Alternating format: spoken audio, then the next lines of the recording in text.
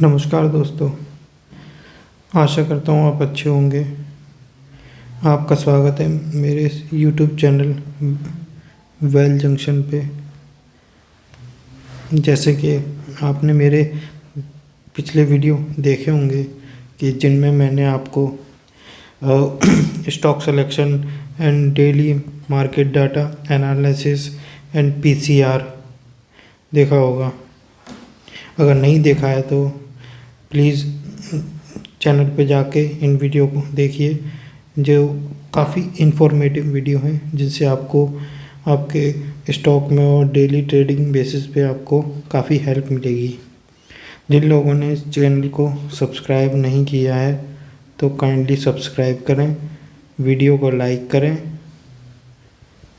And share करें। आज मैं आपको बताने जाऊंगा कि मार्केट में हेजिंग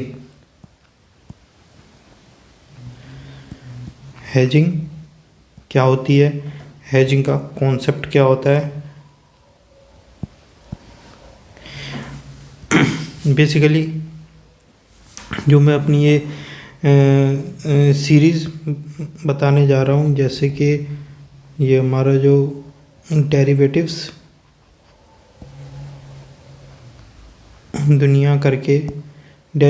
दुनिया करके मैं एक सीरीज चलाने जा रहा हूँ, जिसमें डेरिवेटिव से रिलेटेड सारी चीज़ें होंगी। जिसमें पहला टॉपिक हमारा आता है हेजिंग, क्योंकि हेजिंग हमारी डेरिवेटिव से ही होती है। किसी भी फाइनेंशियल इंस्ट्रूमेंट में जो कोई भी हेजिंग होगी वो सब डेरिवेटिव से ही। जैसे कि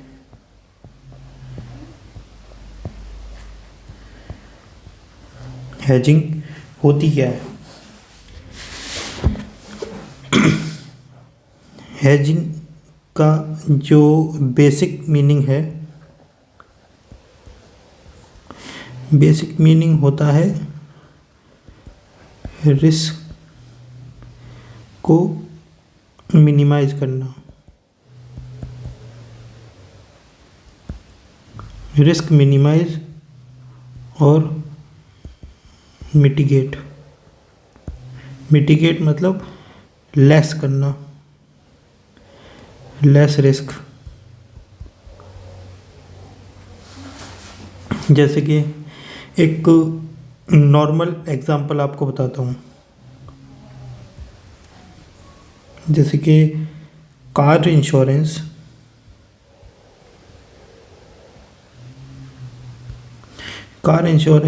हमारा एक हेजिंग इंस्ट्रूमेंट है।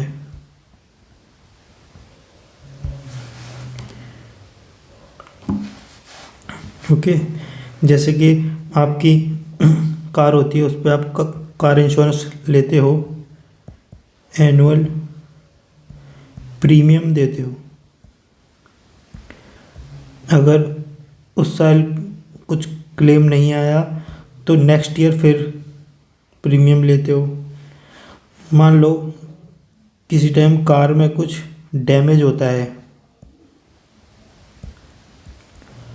डैमेज हुआ तो ये इंश्योरेंस के क्लेम से सेटल होगा और कार रिपेयर हो जाएगी। तो बेसिकली कहने का मतलब ये है कि बेसिक टर्म्स में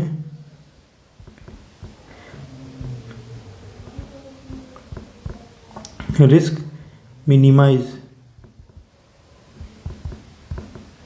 इज हेजिंग।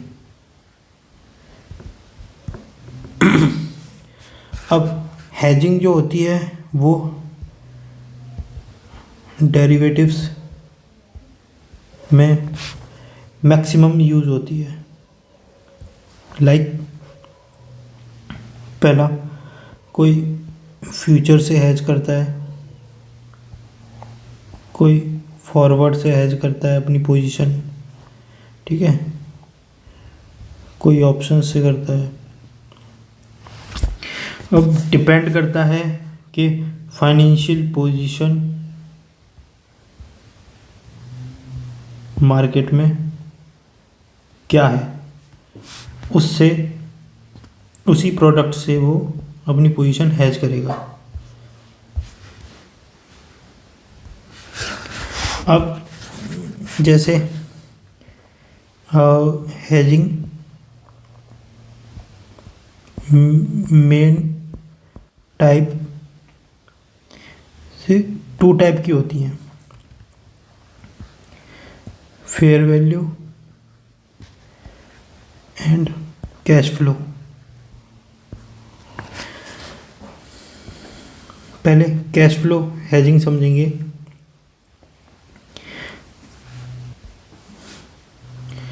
मैं आपको ट्रेडिंग के लिहाज से आपको बताऊंगा। बेसिकली ये fair value and cash flow ये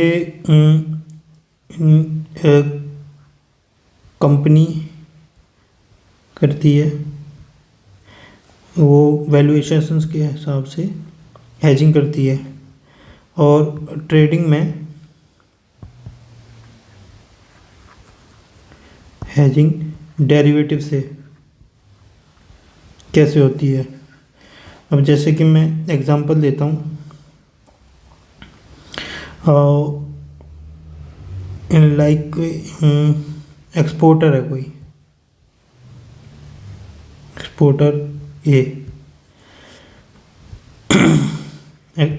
एक्सपोर्टर है ए है, जिसको 3 मंथ्स के बाद पेमेंट आएगी, रिसीव होगी। ओके, एंड ये अपने रिस्क को हेज करने के लिए, हेज मीन्स जैसे कि interest, forex conversion rate, suppose current 75 है, $75 रुपीज़ पर डॉलर, 75 रुपीज़ पर डॉलर, $1 का प्राइस 75 रुपीज़ है। तो यहाँ पे एक्सपोर्टर है 75 पे मान लो 10 लॉट्स सेल कर देगा फ्यूचर और फॉरवर्ड 75 के रेट पे। मान लो सपोज करो आफ्टर 3 मंथ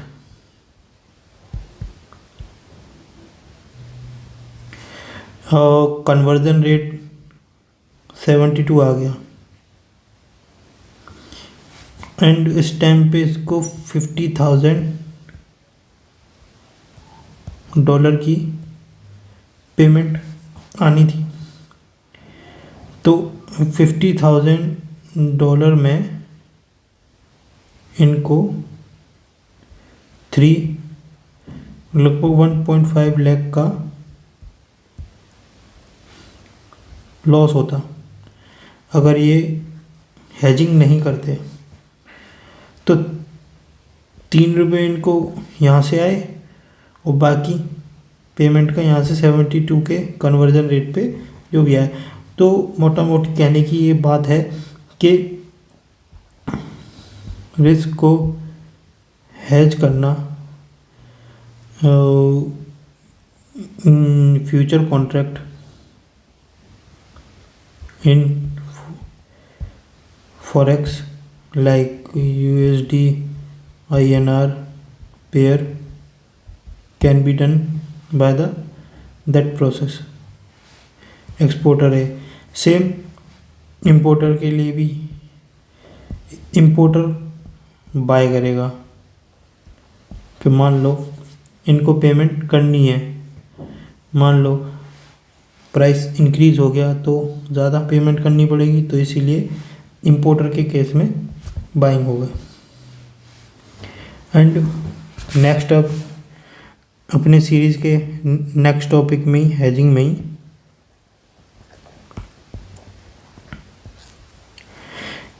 मान लो हेजिंग जैसे कि मेन एसेट होता है,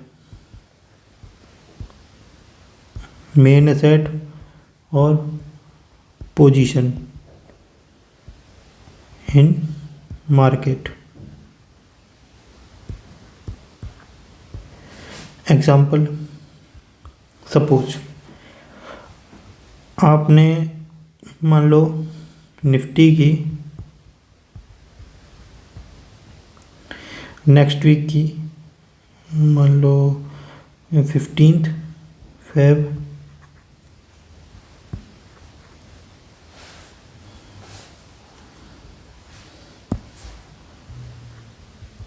निफ्टी 15 फेब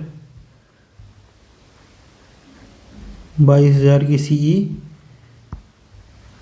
बाय करिए। एग्जाम्पल प्राइस लिया है, एस्टिमेटेड प्राइस मान लो 150 रुपीज़ पे, 150 रुपीज़ प्रीमियम दिया है, बाय करिए। अब सपोज करो अभी एक्सपायरी में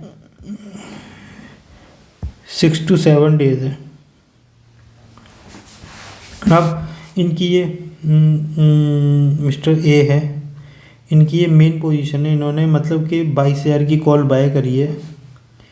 अब ये प्राइस नीचे भी आ सकता है, ऊपर भी आ सकता है, डिपेंड्स ऑन मार्केट।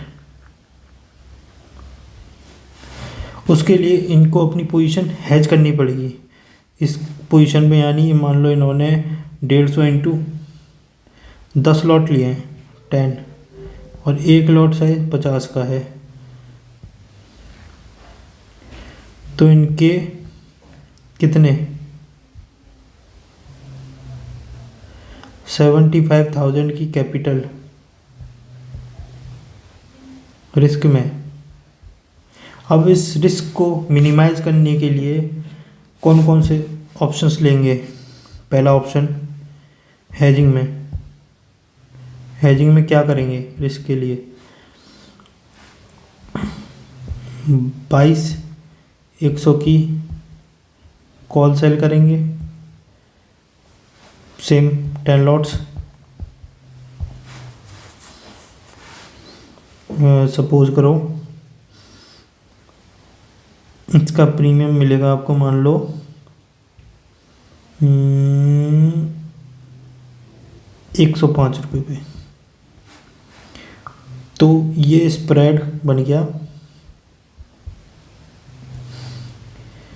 45 का, 45 रुपीज़ का स्प्रेड बन गया 100 पॉइंट्स का। मैक्सिमम लॉस अब 150 से डिक्रीज होके 45 तक हो गया। ओके, मैक्सिमम लॉस इतने अमाउंट का, ये आप कैलकुलेट कर लेना कितना बनता है। Second type of hedging ratio में कन्वर्ट कर लेंगे, जैसे कि 10 लॉट्स बाय थे हमारे 22,000 के, 20 लॉट्स सपोज 22,200 सीई के सेल कर दिए। रेशियो हो गया 1:2 और 200 पॉइंट्स का है, तो इनका रिस्क 22,400 के बाद से इंक्रीज हो जाएगा। अगर मार्केट 400 से ऊपर जाती है तो इस पोजीशन में इनको लॉस होगा। लेकिन जैसे कि मान लो 22,200 की कॉल मान लो 72 पे चल रही है और 150 पे वो थी, तो इंटू 2 144 का प्रीमियम यहाँ से मिल जाएगा, 150 यहाँ, तो यहाँ पे लॉस इनका 6 इंटू 10 इंटू 50 लॉस इतना रहेगा। बाकी 22,400 के ऊपर अगर मार्केट जाती है तो इस पोजीशन में इनको लॉस भी होगा, लेकिन रेशियो ट्रेड में 22,400 से नीचे नीचे अगर पोजीशन रहती है तो इनको रिस्क नहीं है। थर्ड नंबर, एक ये हेजिंग का एक और तरीका है कैलेंडर। कैलेंडर मीन्स 22,000 की नेक्स्ट 15 से आगे जो भी एक्सपायरी आएगी, लाइक 22 फेब की सीई बाय कर लेंगे, सेल करेंगे।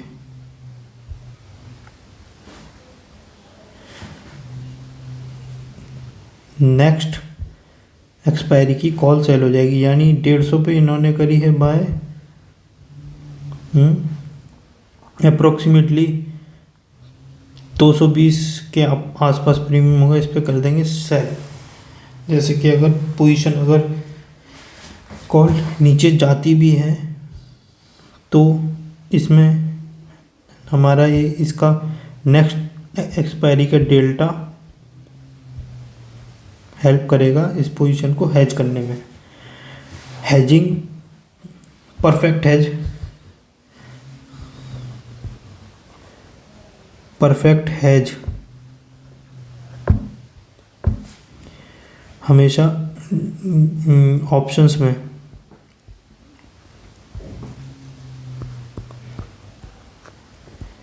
डेल्टा हेजिंग और